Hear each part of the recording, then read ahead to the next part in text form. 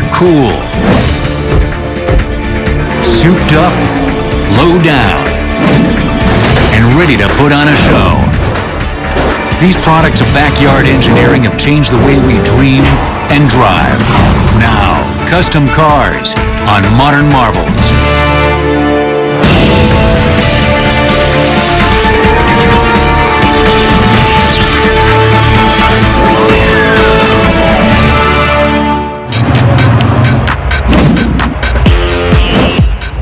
Torque converter locks up a little, slows it back down.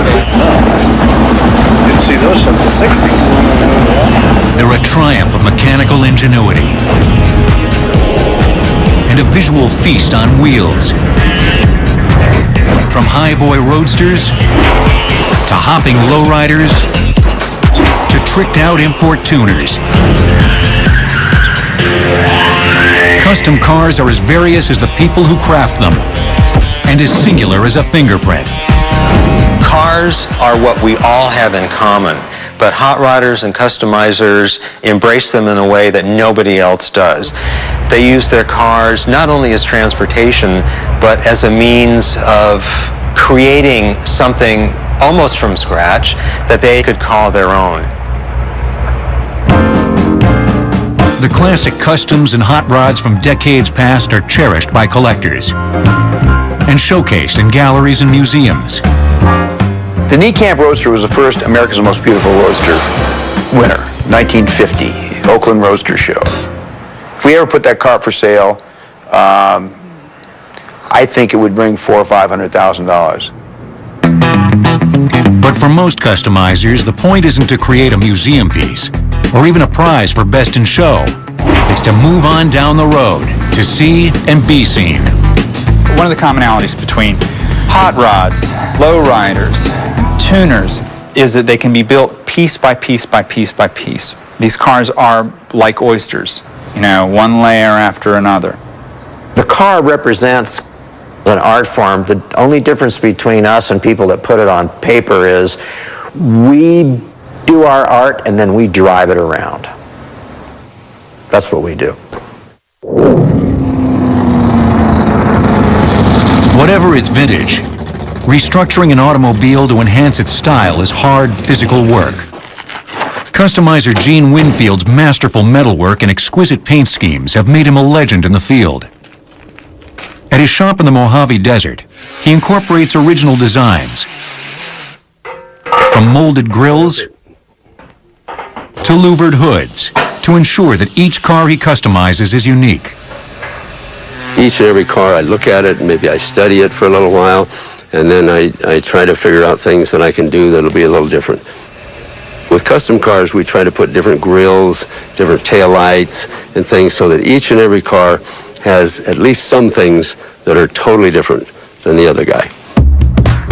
Winfield lowers the roof of a 1949 Mercury the way he's done it for the last 50 years. Drop an inch here.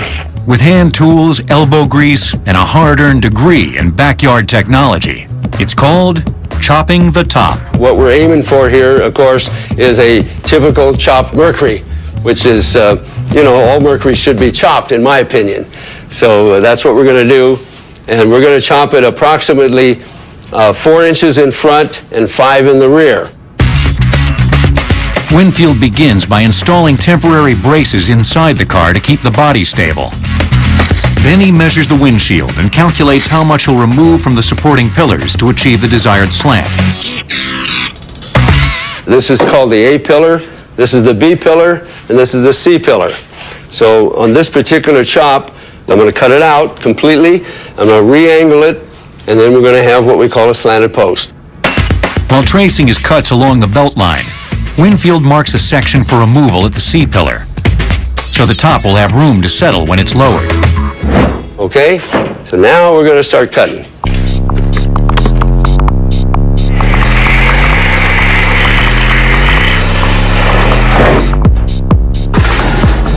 Okay.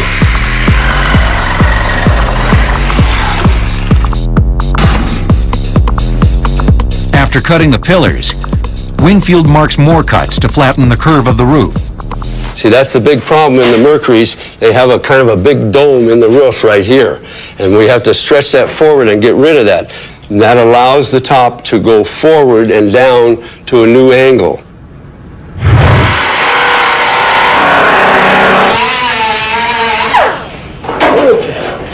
Stretch it forward. Finally, it's time to check out the chop.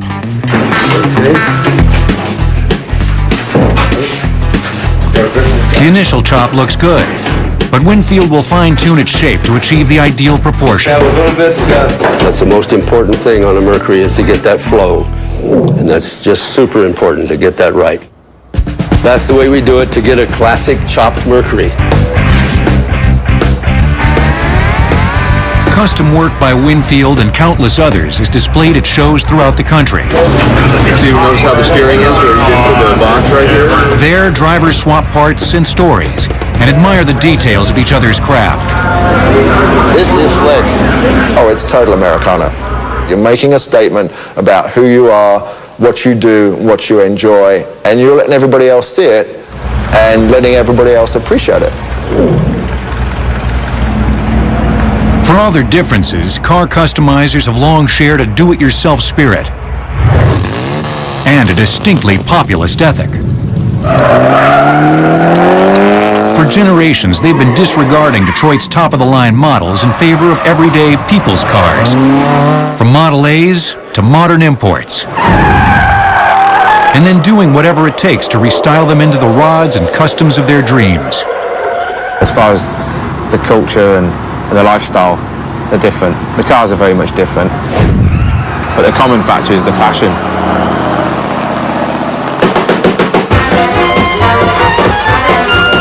Ever since cars began to roll off assembly lines, customizers have tried to make them look better and run faster. But the root of today's custom cultures can be traced to the 1930s and a racing scene that took shape on the dry lakes of Southern California. The dry lakes were just like, a cemented lake. I mean, it's perfectly flat. It's so smooth and it's so hard, and you can just drive as fast as you want for as long as you want, and that's what these guys did. By the mid-30s, the car of choice was a Ford Roadster. The 32 Roadster was the first that came equipped with an inexpensive 8-cylinder engine, known as the Ford Flathead. The car's distinctive grille molded into the body was undeniably stylish. More practically, like other Roadsters, its cloth top and windshields were easily removed. My father's 32 Roadster, that was the family car. They only had one car. I mean, it went to get the groceries, it went to take my dad to work and back, and then my mother used it when he wasn't using it. And then come the weekend that they were going to go to the dry lakes, the fenders came off, the running board came off, headlights. The Roadster was the cheapest model in the line. It was the lightest model in the line because it didn't have a roof, it didn't have side windows, and it was kind of sporty. With little history to guide them, the Dry Lakes racers customized their cars by trial and error. Bigger tires in the rear changed the gear ratio for a better top speed, while smaller ones up front decreased wind resistance. The front end could be lowered by heating and dropping the front axle. The result? A gently sloping angle, or rake, of 3 to 4 degrees, which came to define the classic hot rod look for decades to come. When you race on the dry lakes, you can either make horsepower or you can streamline it. They both have the same effect. They both make the car go faster, and they did both. Many of the Dry Lakes racers were mechanical mavericks. In the late 1930s, Vic Edelbrock Sr. designed and machined a manifold to increase air fuel intake. He called it the Slingshot because of its Y-shaped design. Ed Iskandarian ground camshafts that increased engine performance at high RPMs. It's guys that are smart enough to figure out how to make the stuff they need when they don't have it. You didn't go buy your parts, you just took the existing parts and made them better, or made a manifold like my dad did. He had a knack of looking at something in an engine, an internal combustion engine, and figuring out what was wrong, what it needed, and to go from there. The Dry Lakes scene came to a temporary halt with the onset of World War II. But many of the racers found work and developed new ideas, and the wartime aeronautics industry. They came back from the war, they knew how to machine parts, they knew what a combustion engine was like, they knew how superchargers worked, they had some rudimentary idea about aerodynamics, witness the belly tank racers. After the war, Dry Lakes racer Bill Burke built a race car using an aluminum fuel tank from a fighter plane. He built a model for Alex Exidius, founder of the SoCal Speed Shop, who sat it on a pair of Ford Model A and B axles. Racing in Utah at Bonneville in 1952, Exidius's belly tank racer set 5 speed records and eventually exceeded 200 miles per hour. This is the car that put the SoCal Speed Shop and SoCal, California on the map. This is Alex's original belly tank from which he began racing in 1948 through 1952. Set a ton of records in this car with no roll cage, no safety belt, nothing. A lot of young guys came back and they'd been flying P-51s and, you know, doing fighter jockeys, and they were suddenly dumped back into slow motion. And I think the need for speed was even greater in the post-war era. And that's when it really took off. As Dry Lake racing grew more popular, its innovators began to set up shop throughout Southern California, laying the basis for a growing industry in aftermarket parts. As word spread, their products were snapped up by a very different group of car customizers. Southern Moonshiners. So they started mail ordering camshafts and intake manifolds for their V8 flathead Fords to put into their 40 Ford tankers or moonshine cars. When Junior Johnson would make his nightly run, and he was running a White Lightning, he had an old pickup truck, looked old on the outside, but was all new on the inside, and it had an Edelbrock-equipped Ford Flathead in it that absolutely ran away from the feds. Unlike the Dry Lakes racers, bootleggers needed to keep their cars looking stock on the outside so as not to attract lawful attention.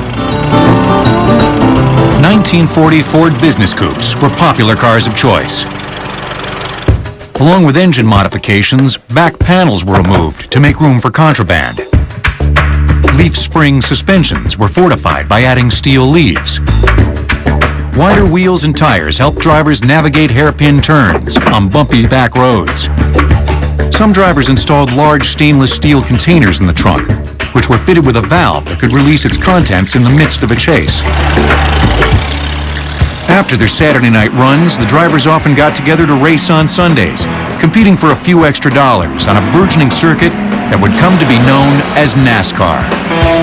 That's how NASCAR started, and that's what NASCAR is today. It was the moonshiners running against each other with their stock-looking cars that really weren't stock underneath. Car customizers had made their mark on dry lakes and racetracks. But a younger generation would soon put the hot in hot rod by taking it to the streets. NASCAR legend and former moonshine runner Junior Johnson once served 11 months in prison after a raid on his family's still. Custom Cars will return on Modern Marvels. We now return to Custom Cars on Modern Marvels.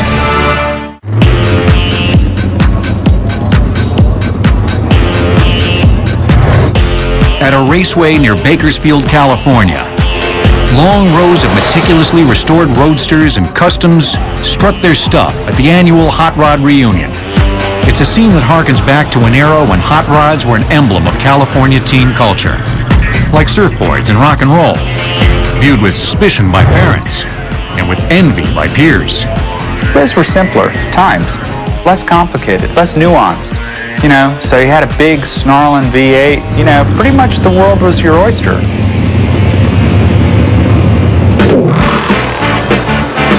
Hot rodding's golden age began shortly after World War II. Production of new cars had been suspended during the war, and once it resumed, older models became cheap and plentiful. A younger generation of hot rodders gradually developed a look that reflected the need for speed. Hoods and fenders were stripped off, even for street driving, while a chopped windshield and bologna-sliced air stacks above the carburetors all but screamed power.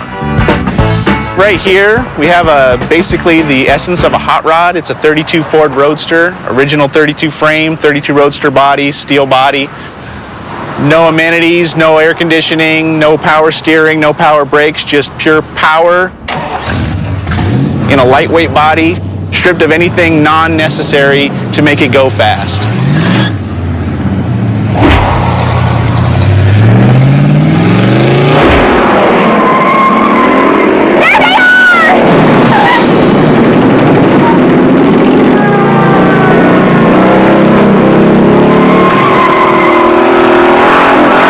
Hollywood's hot rod image of reckless abandon wasn't entirely contrived.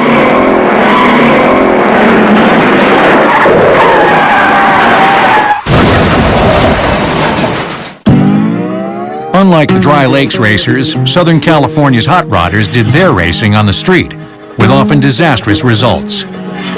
There was a lot of stigma against hot rodders because of the street racing and the unsafe nature of the cars. They were just put together basically a body on a chassis, the lighter the better, with a big motor, not necessarily good on brakes, not necessarily, a lot of them good on suspension or turning, and they'd go out and race and crash and people would die.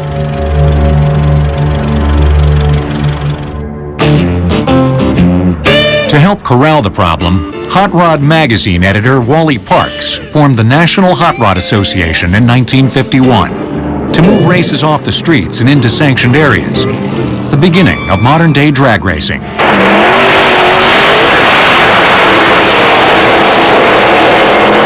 There was so many drag strips you could just go out and partake on a Wednesday night or a Friday, Saturday, Sunday, wide open.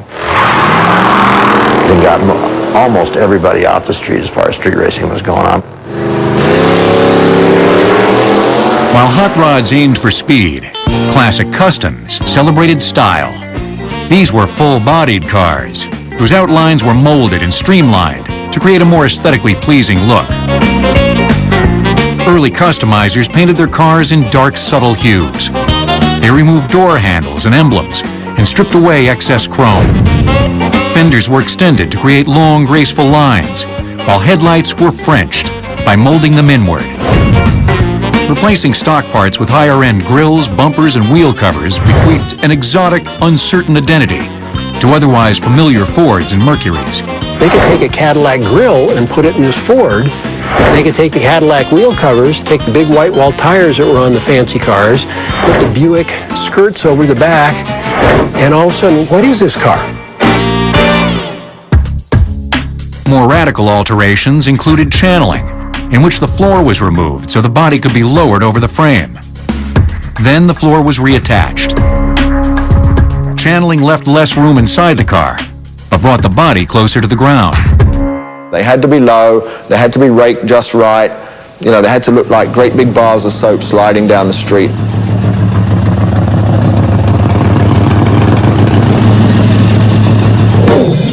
Magazines showcased the work of top California customizers, like Sam and George Barris.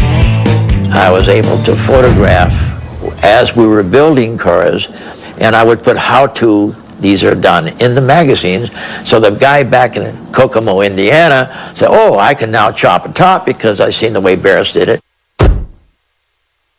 But every Merc we chopped was different. We never made one or two exact. A 1951 Mercury customized by the Barris brothers for its owner, Bob Hirohata, was driven from Los Angeles to Indianapolis to compete in a major car show. When it took the top prize, a star was born. He came up with this, what at the time was a totally revolutionary color, which was to go away from these deep dark colors to this bright pastel, seafoam green or ice green, whatever you want to call it.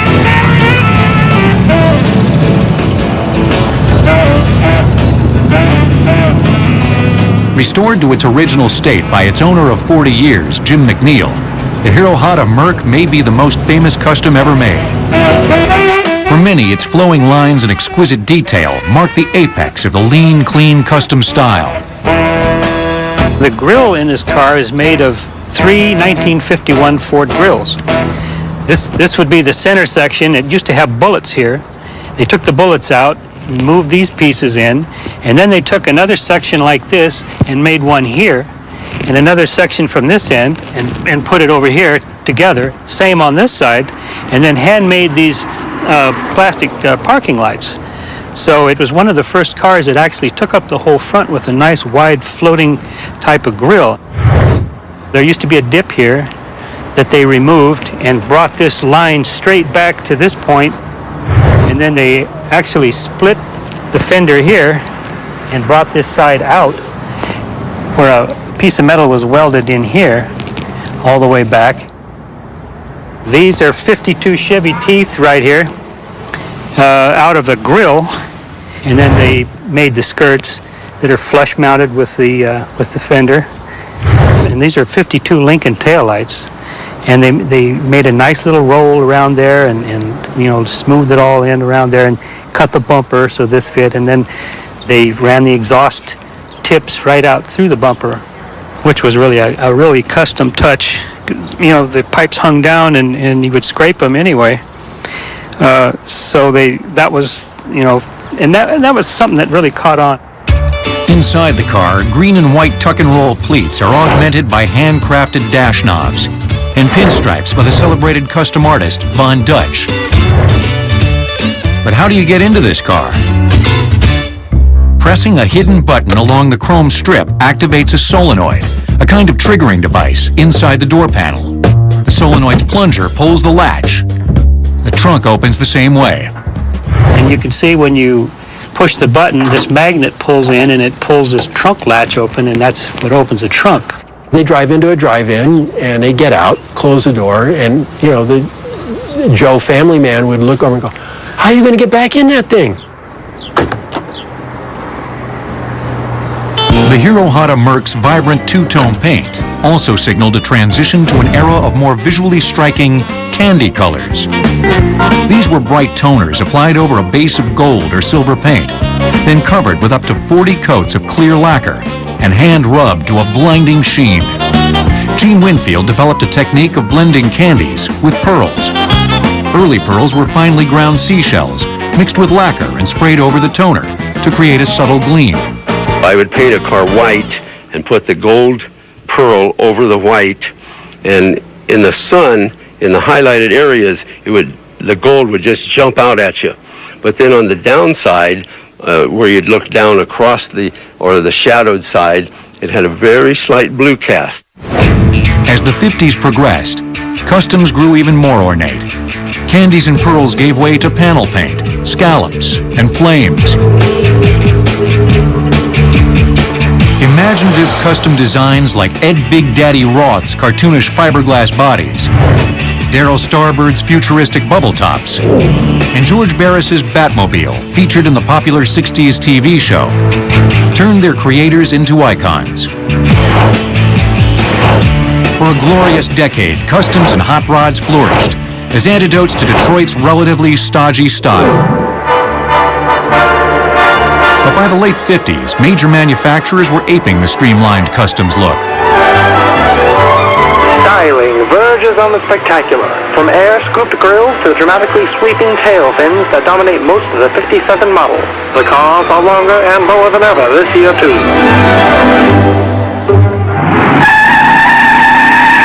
A few years later, Detroit began producing lines of muscle cars and pony cars that combined sporty looks with hot rod horsepower. Mainstream imitations were flattering, but for hot rodders and customizers, their effects were devastating.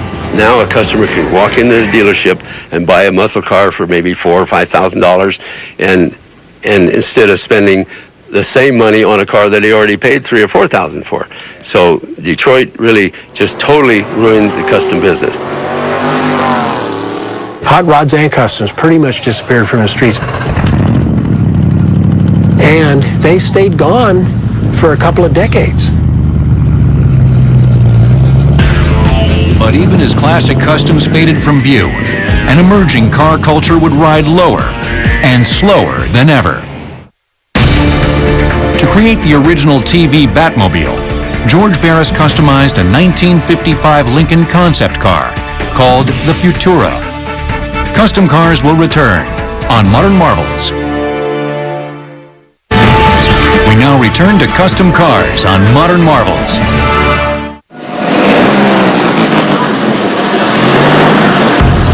Vamos a parquear allá,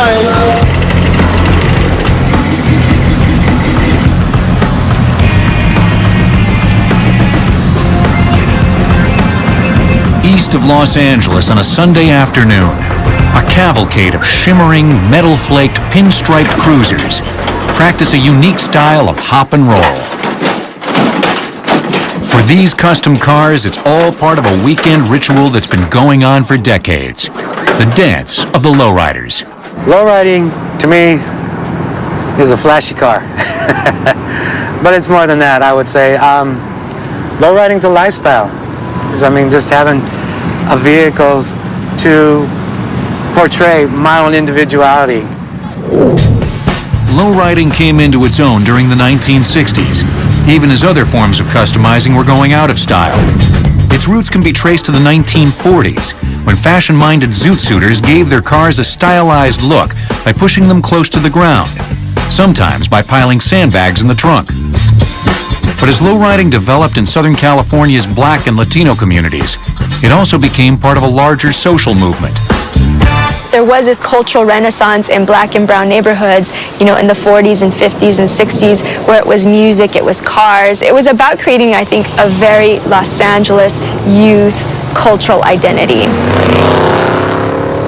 Like customs, the lowrider look evolved from muted colors, often gray or black primer paint, to more brilliant candies, pearls, and metal flakes. Early metal flake paints consisted of tiny aluminum squares or shaved chrome, which were mixed with clear lacquer, sprayed over the base, and then covered with more lacquer to overlay the metal tips before sanding and buffing. We'll just spray it on there and that thing will twinkle. It was just awesome. And you can see that deepness, that rich, where you can, if it's a candy apple red paint job, you just want to bite it. Though metal flake remains popular among lowriders, contemporary cars also sport a combination of abstract pinstriping and lines of gold leaf. Interiors have evolved from velvet and velour to leather, with ostrich and even alligator trim. Yeah, no, we spared no expense on the ostrich. We used ostrich in the visor. We used ostrich on the piping. Most people would have just dissed it. But we said, no, we got to follow the scheme all the way around with ostrich, all the way through. And that's it. We just try to make it plain and simple, make it look good.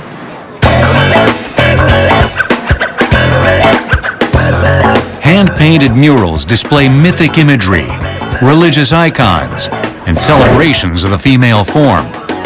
Art became part of a way to inspire the community to take pride in their culture, to celebrate their culture, and to use art as a way to tell a story.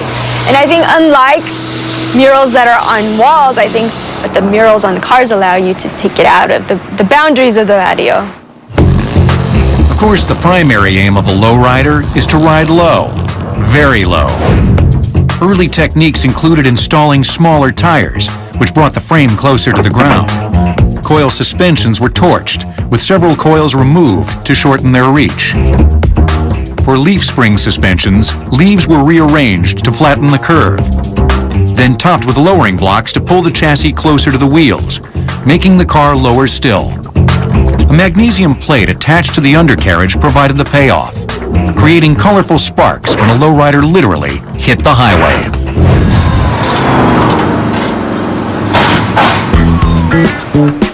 But riding low also sparked trouble with the law. To try and clear the streets of these vehicles, a 1959 California statute prohibited any part of a car from dipping below the bottom of the wheel rim. Lowriders responded by developing battery-powered hydraulic systems, which could raise or drop a suspension while a car was in motion, navigating it over rough roads and past police inspections. The evolution of the hopping kind of came from adding the batteries, the vehicle eventually coming up off the ground because it was coming up so fast. One guy just got the idea, hey, let me see what I can do and let's make this thing bounce.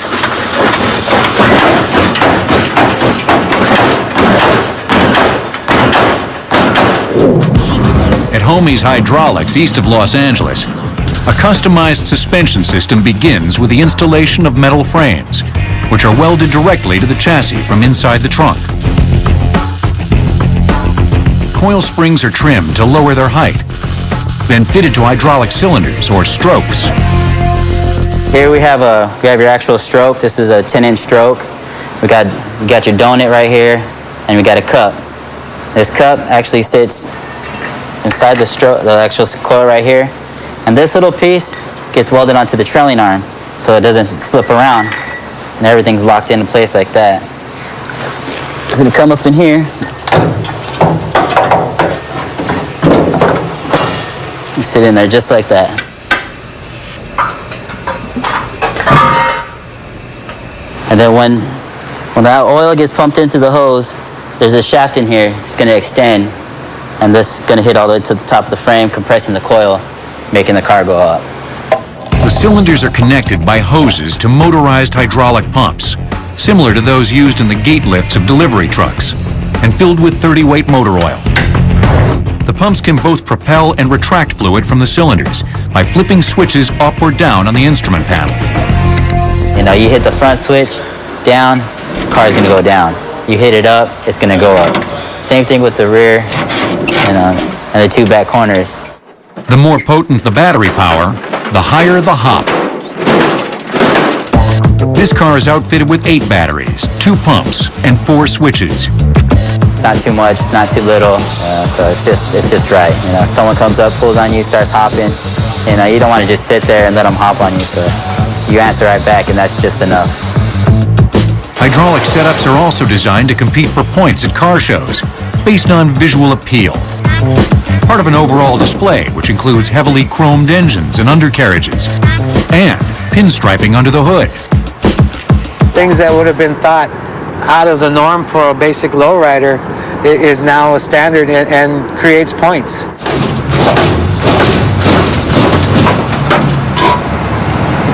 Anti-cruising laws have made it more difficult for lowriders to strut their stuff beyond the bounds of officially sanctioned shows. But the scene still thrives in more informal settings, where social rituals, and even the cars themselves, link generations of families and friends.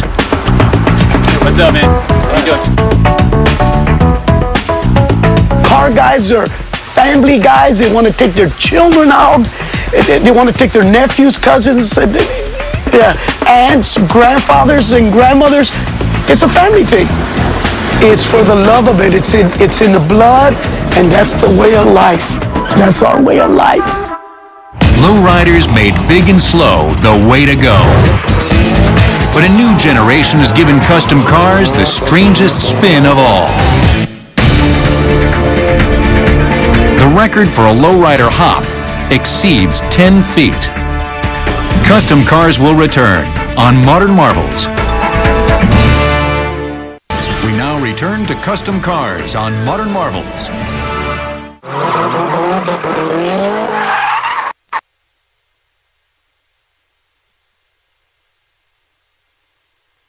It's a strangely graceful form of pageantry on wheels. A competition in which cars are deliberately oversteered to slide and spin through a series of sharp turns. Instead of racing toward a finish line, contestants are judged on execution and style. It's a bunch of nutters driving on the absolute edge of crashing against each other, inches apart. It's really a style thing, and you know, how far can you push it?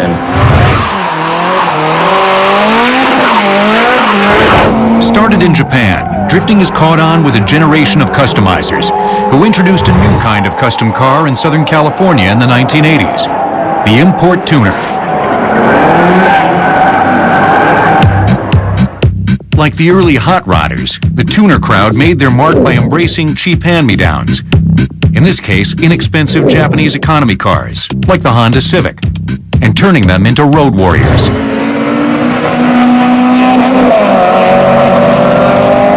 These were cars that Asian American families bought for their kids to go to school.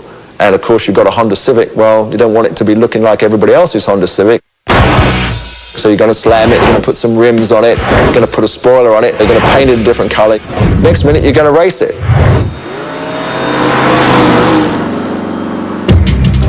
Until this new breed came along, customizing seemed stuck in time. The 70s gas crisis, coupled with tougher emission standards and later computerized engine control, dissuaded many hot rodders from working on contemporary cars. But a generation raised on the internet could plug software programs into their cars' computer ports and change the factory engine specifications, which were often set well below the car's performance capabilities. The engine management programs that are used to control engines could be hacked and the parameters changed to give you more performance. And because engine durability had been improved so much in the 20 years between, say, 1970 and 1990, that made the engines more tolerant of being hot-rodded. Import tuners can also be hot-rodded in more traditional ways. Installing a turbocharger, an exhaust-driven pump that forces air into the combustion chamber at higher pressure, helps increase horsepower. Another way to add power is to inject nitrous oxide into the air-fuel mixture, which enriches the oxygen content in the cylinders as they're fired. They put turbochargers on them, they put different cylinder heads on them, they put nitrous oxide on them, and suddenly a whole industry grew up around that little car. As the popularity of import tuners grows, Japanese and American manufacturers have stepped up their lines of aftermarket engine parts, which can be ordered and installed under warranty. It's a form of car customizing that's gradually changing the attitude among owners from DIY, do it yourself, to DIFM, do it for me. So now you can pull your car into a garage, have somebody bolt a turbocharger on it, bigger turbocharger, cold air induction, various other things. They can do a lot to the top end of the motor and get more performance. At Pomona, California's SoCal Speed Shop, a late-model Chevrolet Cobalt, equipped with a standard Ecotec engine, has been customized so a driver can boost its turbocharger settings at the touch of a button and push it to speeds up to 243 miles per hour. This is a Chevrolet Cobalt, and it's a steel-bodied car, pretty much like the production car you can buy from a dealer. Basically what we've done, working with Roush Industries, is put this 7-point roll cage in there, hands device to protect your head, and it has this wonderful little gadget on the steering wheel where you can increase the boost 5, 10, 15, 20, 25, 30, 35, 40, 45 pounds of boost. It's just like a video game. Import tuners are going for style points as well. For many, that means neon lights and high-end video and sound systems. They're often on display at multimedia events that feature DJs, dancing, and a wide array of up-to-date models. They're not your father's auto shows. You go to a car show and some of the stuff they manage to do with them is just mad, really mad. These days, a lot of the events try and encompass car shows, racing, drifting, models, all of it in one. This thing is all about aesthetics, whether it's aesthetics of the car sitting still or whether it's aesthetics of the car in action, smoke in the tire, drag racing. I mean, it's a very, very visual motorsport, more so than maybe anything else, because it's all about, ground-shaking power and smoke and smells, and, it's what makes it exciting. They're doing everything the hot rodders and the customizers did. It's just that they have a different look, but it's still the same game. But even as import tuners define the state of the art, older generations of customizers are giving vintage rides a modern makeover. In 2005, a customized Honda Civic exceeded 195 miles per hour on the Bonneville Salt Flats. Custom cars will return on Modern Marvels. We now return to custom cars on Modern Marvels. Once expressions of separate subcultures, hot rods, customs, lowriders, and import tuners have adapted each other's ideas and innovations to become ever more homogeneous, an American melting pot on wheels. One of the lessons we can take out of these things is how much creative energy and artistic enterprise there are in just regular people.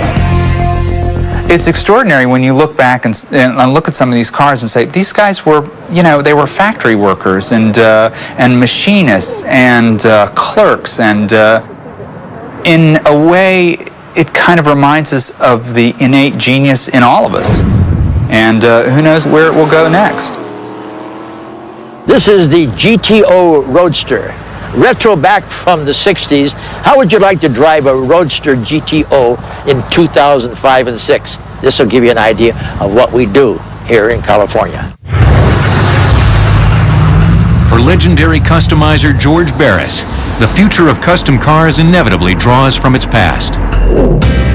His restyled Pontiac GTO combines the old-fashioned power of a muscle car with the modern accoutrements of an import tuner, such as vertically hinged doors, pairs of 20 and 22-inch wheels, and cameras installed inside the taillights, which project views through video monitors mounted on the dash. I took the side mirrors and I threw them away. And all I do is look at my dash now. I got 2 monitors. I can see 45 degrees anywhere around me.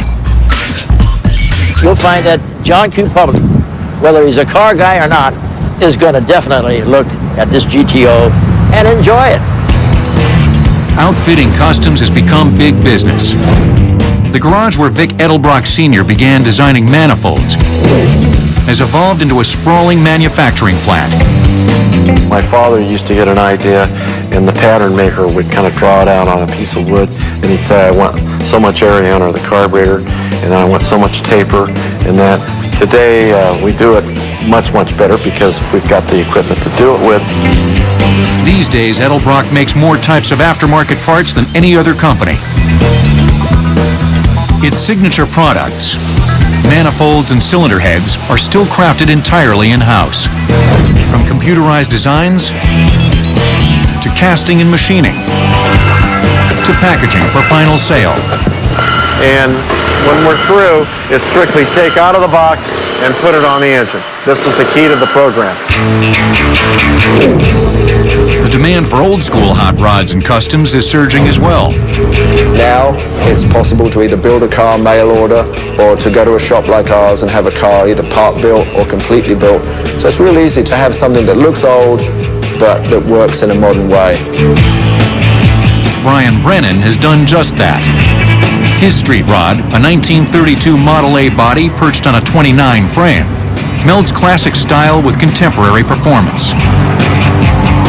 The grill shell is a 1932 Ford with a 32 Ford inset. The hood is a 3-piece hood, and it's aluminum, and in effect it's a custom hood. The windshield frame is reminiscent of a Model A, but here again it's not Model A. It's also a custom piece.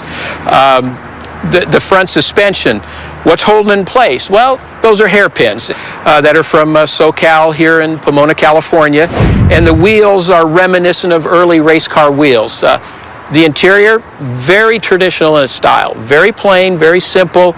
It's a simple pleat, and it's done in black leather. It's a Roadster, all right? And in my case, I've chosen not to have a top. Some people think I'm crazy to want to drive all the time without a top.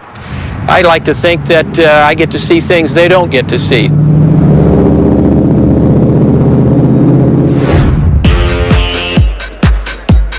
In this overwhelmingly male-driven automotive culture, custom cars may be the ultimate boys' toys, both the symbol and the object of an age-old romantic quest.